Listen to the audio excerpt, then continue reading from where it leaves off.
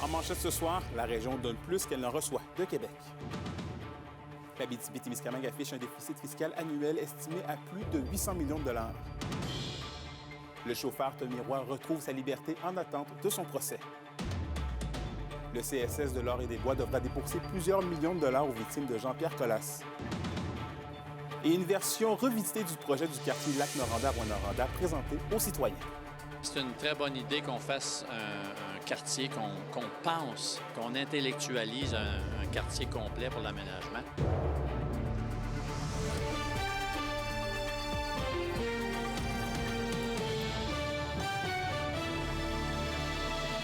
Bon début de soirée, ici Anthony Dallaire et bienvenue au TVA 18h. On débute le bulletin en économie puisque la région donne plus qu'elle n'en reçoit de Québec. C'est le constat d'une étude révélant un déficit fiscal important. William Maillet nous explique. L'Abitibi-Témiscamingue verserait jusqu'à 822 millions de dollars annuellement au gouvernement du Québec de plus que ce qu'elle reçoit en retour. L'étude dévoilée lors de la conférence des préfets de l'Abitibi-Témiscamingue fait état d'un déficit important entre la contribution économique de la région et les dépenses et transferts venant de Québec. Si on laisse ça comme ça, au bout de 10 ans, on va être en déficit de 6,7 milliards. Donc, ce qu'on veut, c'est rétablir la situation. Ça me fait capoter. Ça veut dire qu'on n'est pas en train de quémander, on n'est pas en train de demander à charité, là. C'est vraiment, là, on a une capacité supplémentaire de gestion d'argent qui ne retombe pas chez nous. L'étude révèle également que la région a un niveau de productivité au travail plus élevé que la moyenne québécoise. Elle se classe aussi au 4e rang pour le PIB par habitant, soit ce que chaque individu génère comme retombée économique. On a une population qui est largement contributive à la prospérité du Québec. On a une population qui est très productive. On a une population qui a le droit d'avoir des services de qualité. On ne demande pas la charité, on demande notre juste part, on demande l'équité. Les élus régionaux réclament que l'Abitibi-Témiscamingue soit reconnue à sa juste valeur, avec des mesures qu'ils demandent depuis déjà un moment. Tout ce qui est route MTQ, tout ce qui est les services de proximité aux citoyens, que ce soit notre réseau de la santé, notre réseau d'éducation, c'est pas normal qu'on soit toujours en train de demander, puis d'avoir des plateaux sportifs dans nos primaires. C'est la juste part. Le déficit apporte une crainte que l'attractivité et la croissance économique de la région en soient diminuées. On comprend que le gouvernement a moins d'argent, oui, mais on ne comprend pas qu'il ne sache pas calculer. On est un territoire contributif à la prospérité québécoise. On a besoin, pour rester compétitif et contributif, on a besoin que nos infrastructures soient améliorées. Le rassemblement municipal a aussi été le cadre du dévoilement des récipiendaires de la médaille régionale des préfets. Exceptionnellement, 2 lauréats ont été annoncés. Paul-Émile Bardot et Pascal Roux sont les lauréats 2025 grâce à leur engagement citoyen dans le développement économique de la région. William Maillet, RNC Nouvelles, Lorrainville. Dans le monde judiciaire maintenant, Tommy Roy, accusé d'avoir happé mortellement un adolescent de 17 ans dans le quartier Granada-Rouyn-Noranda il y a 2 semaines, a été libéré ce matin en attente de la suite des procédures judiciaires. André Audet nous résume le tout. La juge au dossier n'a pas retenu la demande de la Couronne qui s'opposait à la remise en liberté de Tommy Roy et qui craignait pour la sécurité et la confiance du public. De son côté, la défense qui avait tenté de mettre en lumière plus tôt cette semaine qu'il était peu probable que son client puisse commettre un délit durant sa libération. Tommy Roy, qui fait face à 5 chefs d'accusation, dont conduite avec les facultés affaiblies par l'alcool ayant causé la mort, de délit de fuite et menace de mort envers des agents de la paix. Plusieurs conditions ont été imposées à l'accusé, dont une caution de 1 500 $, l'obligation de résider chez sa mère, ne pas consommer d'alcool, interdiction de conduire, ne pas entrer en contact avec la famille de la victime et ne pas se retrouver dans un bar ou un restaurant servant de l'alcool. Roy, qui doit aussi s'engager à participer à un suivi thérapeutique pour problèmes d'alcool dans un centre de toxicomanie ou des réunions des alcooliques anonymes. Il y a une ordonnance de non-publication qui nous empêche de décrire certains éléments de preuve de la Couronne, notamment sur le déroulement de la soirée de l'accusé, qui avait été présentée lors de l'enquête sous remise en liberté plus tôt cette semaine. L'homme de 39 ans sera de retour au palais de justice de Rouyn-Noranda dans un peu moins d'1 mois, soit le 5 juin prochain, pour la prochaine étape d'un éventuel procès. André Audet, RNC Nouvelles, Rouyn-Noranda. Et toujours dans le monde judiciaire, une entente a été déposée ce matin au palais de justice de Val-d'Or concernant le dossier de l'enseignant Jean-Pierre Colas. Ce dernier a agressé sexuellement plusieurs victimes entre 1972 et 1993 en tant qu'enseignant à la polyvalente Le Carrefour de Val-d'Or. Et Alexis Dumont dresse un portrait de l'entente. Le Centre de services scolaires de l'Or-et-des-Bois devra potentiellement débourser entre 1,4 et 3,5 millions de dollars dans le dossier de Jean-Pierre Collat, cet enseignant de la polyvalente Le Carrefour qui avait agressé de nombreuses victimes sexuellement entre les années 70 et 90. Des faits qui étaient connus à l'époque par des membres du personnel et de la direction du Centre de services scolaires de l'Or-et-des-Bois, mais ça n'a pas empêché l'agresseur de faire plusieurs victimes. Même si M. Collat est décédé depuis 2007, il était important de faire la lumière sur cette histoire, comme le témoigne l'une des victimes. J'ai contacté des cabinets d'avocats pour faire un recours collectif parce que je savais qu'il y avait plusieurs victimes. Puis l'agresseur étant décédé, mon but, c'était surtout de viser le silence qui avait entouré toute cette histoire-là. La polyvalente savait, la direction savait, il n'y a jamais rien qui s'est fait. Puis moi, c'était vraiment là que je voulais aller vers la culture du silence. Je veux juste que ça se parle, que la culture du silence de toute une société arrête. Quand tu le sais que la femme est battue, tu es responsable du prochain coup de poing si tu fais rien. Des compensations financières seront octroyées à chacune d'entre elles selon différents paliers allant de 1 à 4. Il reste encore quelques semaines pour se manifester si elles ont été les victimes de Jean-Pierre Collat. On invite toute personne qui aurait eu des relations sexuelles avec Jean-Pierre Collat alors qu'il était professeur et que la personne était élève à nous contacter au bureau La Pointe Légale, 514-688-9169, lapointelégale.ca pour nous parler de leur histoire puis on pourra regarder avec eux s'ils peuvent être visés par l'entente. La juge Marie-Hélène Montmigny devrait officialiser sa décision dans ce dossier très prochainement. Alexis Dumont, RNC Nouvelles, à Val-d'Or. À Rouyn-Noranda maintenant, la Ville a dévoilé hier sa version révisée du projet de quartier Lac-Noranda dans le secteur sénateur. Tous les détails avec Olivier Morin. 207 unités habitables, c'est ce que prévoit le projet du nouveau quartier qui permettra de relocaliser une partie des résidents de la future zone tampon de la fonderie Horn. Le projet prévoit également des bâtiments pouvant accueillir des commerces de proximité ainsi qu'une salle multifonctionnelle. Les citoyens qui se sont déplacés à la présentation voient en général d'un bon œil la proposition de la Ville. On a commencé à présenter un écoquartier, mais on est de plus en plus loin de l'écoquartier parce qu'un écoquartier, l'objectif, c'est de minimiser l'empreinte environnementale, de réduire l'étalement urbain. Il y a quand même une belle vision d'ensemble. J'ai hâte de voir, par exemple, au niveau d'une suggestion d'une vision d'architecte du lieu, ce qui n'est pas encore présent. De façon générale, je trouve que c'est un projet intéressant et que les gens ont bien travaillé et intégré beaucoup de bons principes. La Ville est satisfaite de la réponse de la population. Ça attire, ça inspire. On entendait toutes sortes d'idées ce soir. Les gens, ça les inspire. Tant mieux. On essaie de faire différemment. Donc, ça fait réagir. Les gens le remarquent. On essaie de faire les choses différemment. Puis, c'est ça, en souhaitant qu'il y ait des gens qui souhaitent venir s'y établir. Le nouveau concept d'aménagement prend en considération la préservation d'un milieu humide situé non loin du futur quartier, en plus d'utiliser la moitié du budget au niveau des espaces verts et de miser sur des voies partagées. Mais certains citoyens rencontrés aimeraient y voir tout de même un ajout. Au niveau de l'accès à la zone commerciale, ce serait plaisant qu'il y ait vraiment une réflexion pour les piétons, les cyclistes. J'aime ça, éviter de prendre ma voiture quand je peux marcher.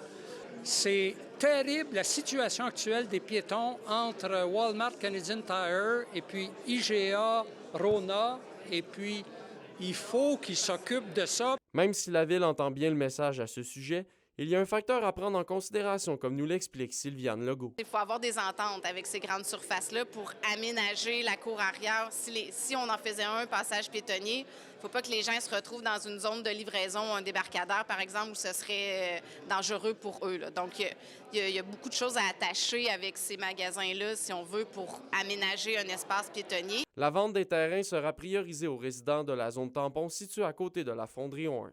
Mais le quartier ne pourra pas accueillir toutes les personnes habitantes dans le secteur. Un deuxième projet en lien avec la relocalisation des résidents du quartier Notre-Dame devrait être annoncé d'ici les prochaines semaines. Olivier Morin, RNC Nouvelles, Rouyn-Noranda. Et on se déplace maintenant sur nos routes. Le ministère des Transports lance un appel à la prudence aux automobilistes alors que la crue des eaux se poursuit.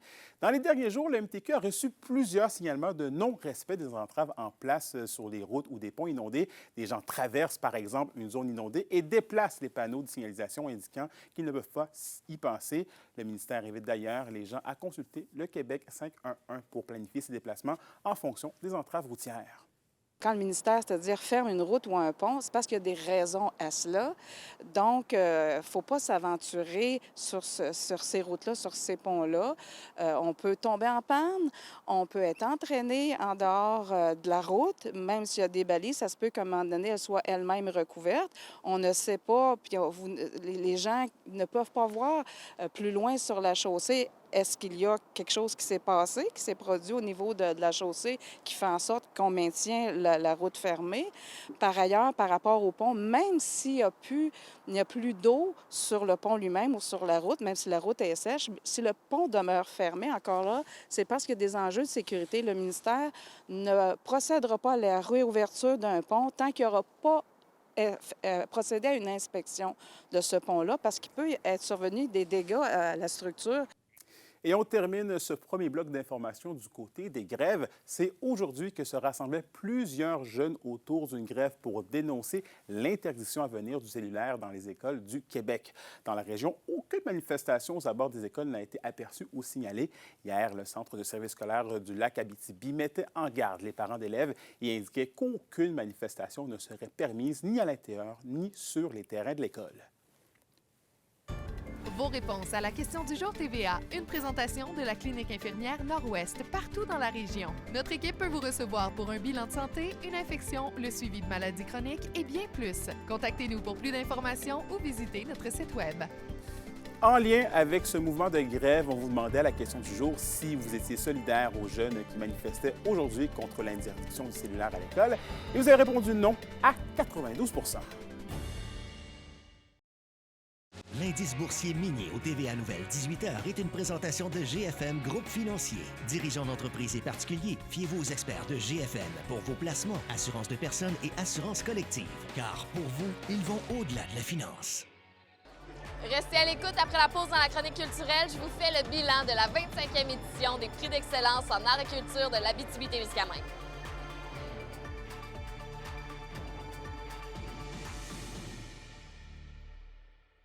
Les SADC de l'Abitibi-Témiscamingue et du nord du Québec vous présentent la bonne nouvelle économique TVA. Avec des investissements de plus de 80 millions de dollars, les sociétés d'aide au développement des collectivités ont fait une réelle différence pour près de 3000 entreprises au cours de la dernière année financière, en plus de soutenir 947 projets collectifs. En Abitibi-Témiscamingue et dans le nord du Québec, ce sont plus de 8,5 millions de dollars qui ont été investis auprès de 286 entreprises. Les SADC, partenaires de l'économie de la région.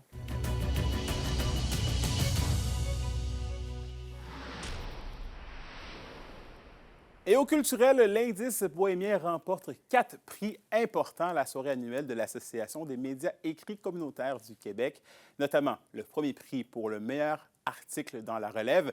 Nathalie Scavezali, une actrice venue chez nous de Rose-Tousignan, une élève de 5e année de Rouyn-Noranda.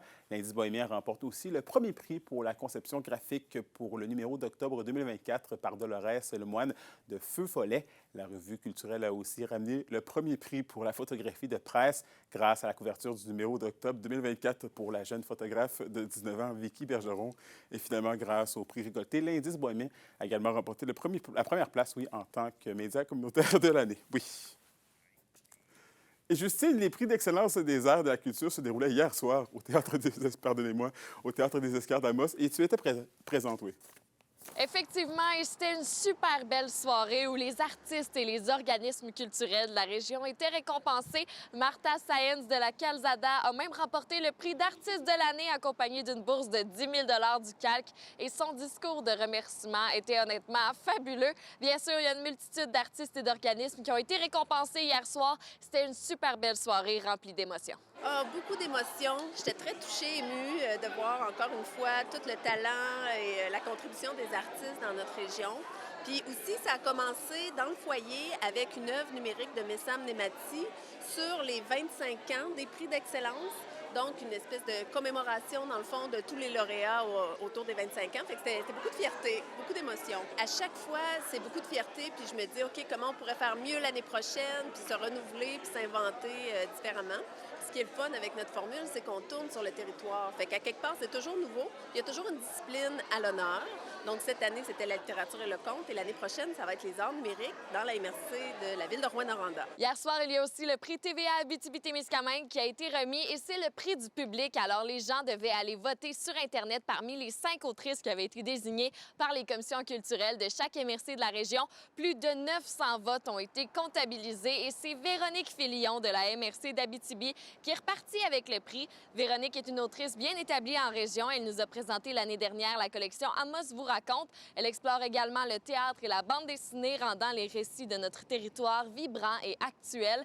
C'était vraiment un honneur et une grande surprise pour elle d'avoir été choisie par le public de la région. C'est ça qui est touchant parce que c'est des gens qui ont voté, tu sais, sans nécessairement me le dire. Puis bon, il y a des gens qui me le disent aussi, mais tu peux pas savoir à quelle fréquence. Il n'y a pas un thermomètre pour suivre tout ça. Fait que, puis, en fait, c'est toujours des pensées bienveillantes, c'est toujours des petites pensées d'amour. C'est des gens qui ont apprécié ma carrière, mon spectacle, mon humour, les livres, tout ce que j'ai fait. Donc, c'est vraiment agréable à recevoir. C'est vraiment gentil. Moi, ce qui s'en vient, c'est que justement, cet été, je suis en écriture pour un nouveau spectacle pour enfants qu'on va faire dans plusieurs MRC. Donc, c'est un spectacle jeunesse. On est dans l'imaginaire, le fantastique. Encore quelque chose qui est très ancré dans l'Abitibi. Donc, ça va parler de maringouins, entre autres, parce que ça nous représente bien. Donc, je suis super allumée. Donc, je suis vraiment fébrile. J'adore. Là, je suis vraiment dans les débuts de la création des personnages. Cet été, ça va être la production de costumes, décors. Puis, je suis vraiment super motivée à ce projet-là. Et sur un autre sujet, on célèbre les mamans au culturel. Voici les spectacles de la Fête des mères que vous ne voulez pas manquer en fin de semaine. Premièrement, l'ensemble Allegro vous invite demain à 14h au Conservatoire de Val-d'Or pour offrir une pièce musicale à maman avec la Fête des mères en concert. Les billets sont en vente au coût de 25 $ et c'est gratuit pour les enfants de 12 ans et moins. Du côté de l'Abitibi-Ouest, la troupe à cœur ouvert présente aux mamans un spectacle de variété demain dans son local à la Sarre. Le troupe vous invite à célébrer les mamans dans un spectacle rempli de musique, de chansons et de sketchs amusants. 2 représentations sont offertes demain, une à 13h et une à 15h. Les billets se vendent 15 $ par adulte et 5 $ pour les 17 ans et moins. Alors, célébrez maman en fin de semaine et offrez-lui un spectacle. Les performances flamboyantes du capitaine des Huskies ne sont pas passées inaperçues cet hiver. Soyez avec nous au retour, on vous parle du prestigieux prix décerné à Alex Carr.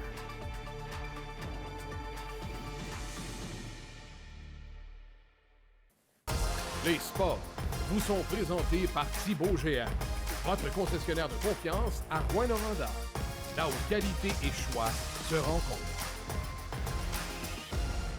Et au sport, Alex Carr remporte le trophée du défenseur défensif de l'année dans la LHJMQ. À sa 4e saison complète avec la meute, Carr a récolté 45 points en 62 matchs, ce qui le place au 8e rang des pointeurs chez les défenseurs de la LHJMQ. Le capitaine des Huskies a conclu sa saison avec un différentiel de plus 29, ce qui le représente le 10e meilleur différentiel le plus élevé chez les défenseurs.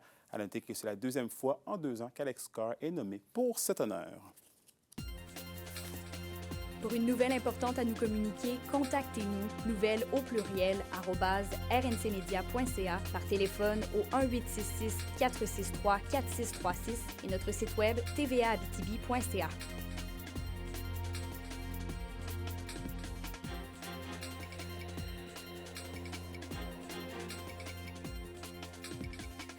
La météo, une présentation de Nicole Auto de la Sarre, la capitale du pick-up. Où vous y trouverez toujours le meilleur choix, toujours le meilleur prix. Et à la météo, Justine, qu'est-ce qui nous attend en cette fin de semaine de la Fête des mères? Eh bien, la journée de dimanche sera très ensoleillée. On aura la plus belle des températures et tout ce qu'il y a de mieux pour la Fête des mères. Ce qui nous attend pour ce soir et cette nuit en Abitibi, ce sera dégagé avec un minimum de 0 et ce sera dégagé aussi du côté du Témiscamingue avec un minimum de 1 degré. Demain, sur l'ensemble du territoire, on aura une alternance de soleil et de nuages avec un 30 % de probabilité d'averse de pluie tard le matin et tôt en après-midi, avec quelques rafales de vent aussi et un maximum de 10 degrés. Et pour dimanche, sur l'ensemble du territoire, ce sera ensoleillé avec un maximum de 16. Je vous souhaite de passer une super belle fin de semaine et surtout, je souhaite à toutes les mères de la région une super belle fête des mères dimanche. Profitez-en. Merci, Justine. Et voilà, c'était vos informations régionales. Merci encore une fois d'avoir été des nôtres. Nous, on se dit bien évidemment à lundi pour la suite des choses. D'ici là, prenez soin de vous.